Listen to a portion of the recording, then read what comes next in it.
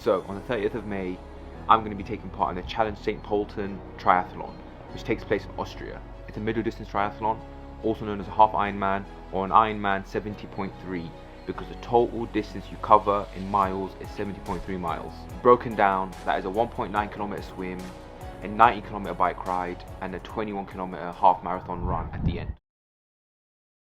For the triathlon, it's going to be a 1.9 kilometer swim, which is about 1.2 miles. Now, to save my life, I can't swim that right now consecutively without stopping. I've never actually even swam 1.9 kilometers with, stopping and breaks. So I've got a lot of work to do to get up to the level where I can take on the 1.9 kilometers well and properly. What I've learned is it's probably natural for a lot of people to find stuff that they're good at and then, focus all their efforts on doing that and then, create a comfort zone around that and only do that. And that's noble, taking something you're good at, doing it well, getting better at it. What this triathlon is teaching me is that also there's a lot of things that, are weaknesses, in that because they're weaknesses, maybe we avoid them or we do less of them. And I think maybe something that's equally gratifying as doing what we're good at well, equally satisfying, equally gratifying is taking something that's a weakness and working hard at it until the point it isn't a weakness anymore, and it's something that we're proud of, and it's something that once overwhelmed us and made us doubt ourselves and made us, have low self-esteem and made us, have little confidence. We turn that thing, and when we work at it and persist, it becomes something that we're very good at and strong at, and it's no longer a weakness.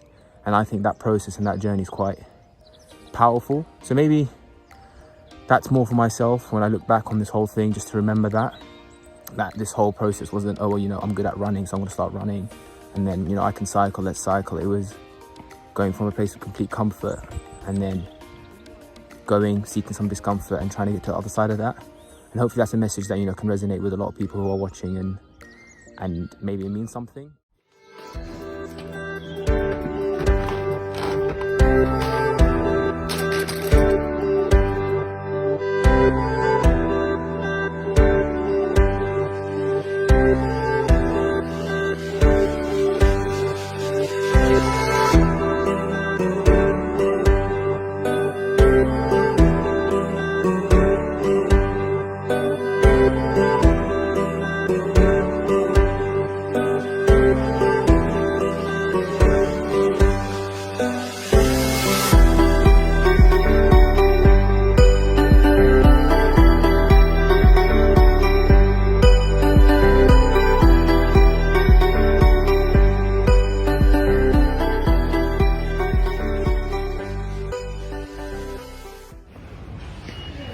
Kilometers in and we got a flat tire. 40 kilometers in, we broke down. 42 kilometers in, I cycled back home, got to 47, and now we fixed up the bike. Nothing was going to stop us. We're fixed, we're ready to go back on the road and complete the 60 kilometers for today. Woo! 60 kilometers done. Got back on the bike, did what we had to do. It was supposed to be 50 anyway, but I wanted to make sure I was cycling for at least 3 hours, and my pace was a lot faster than I expected, so took it up to 60. Feels good.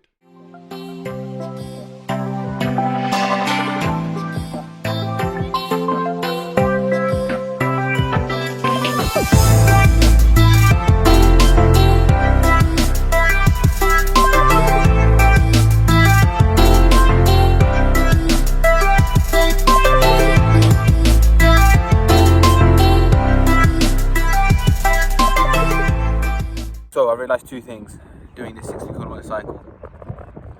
One, I don't even have a road bike helmet. I've got like a mountain bike helmet, which is really embarrassing. So get rid of that. I'm ordering one right now on my break and then picking up a road bike helmet on my way home. So that's embarrassing. But this is truly for the amateurs out there who just want to start. You don't have to know it all. I started cycling last week, been using the wrong helmet. When I first went cycling, you would have seen it in the first episode, I went in trackies, man. I went in Nike hoodie and Nike trackies, running trainers, standard. And I did a 50 kilometer cycle like that. So it doesn't matter what you wear, it just matters that you start. The second thing I've learned is damn, these people can cycle. Like, they are just doing bits. Now, I don't know if they also run and swim and play football, but the way they're cycling is pretty impressive, and I want to be like one of these guys. So give me some time. I'm going to look like them. I'm going to move like them.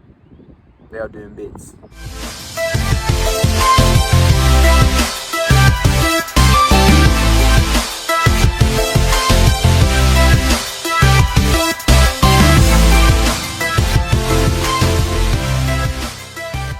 The triathlon is going to be 90k of this bike ride and then a half marathon afterwards. Like, that thought really overwhelmed me. But then I thought, this whole process is not about making that triathlon comfortable. The whole thing's uncomfortable. Every single moment you're going through discomfort. I don't think the point is to make it comfortable or bearable. I think the point is to be able to persist through that. And that's what I learned today. Like, none of that bike ride was comfortable, but that's not why you're doing it. And I don't think that's also why you're training.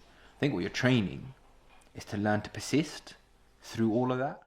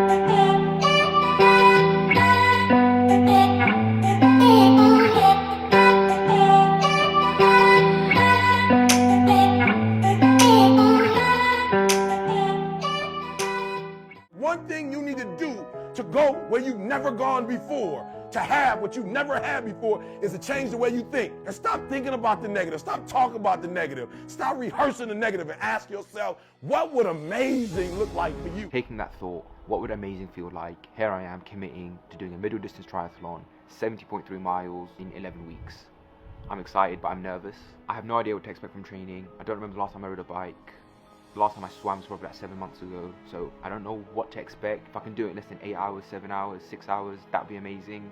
If I do it in 10 hours, that would also be amazing. I'm not too fussed about that. What I'm mainly focused on is doing the training, being in the process, and then getting to the finish line whenever I do.